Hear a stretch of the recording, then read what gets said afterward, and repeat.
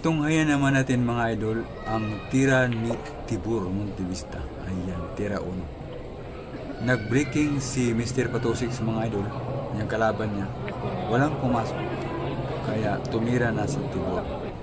Panoorin natin mga idol kung uubusin ba ni Tibor o bigyan niya ng parte si Mr. Patusik. Ayan. Ayan. Tira 4 na si Tibor mga idol. Tira 5 na.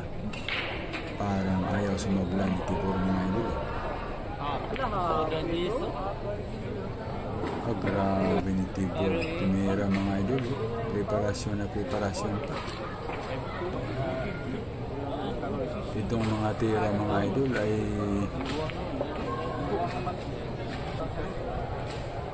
pwede na ito pandayo sa North Korea na tira na rin.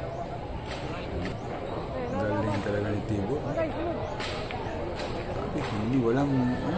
Hindi talaga magtatagal. Ayos. Ubos agad. Galing.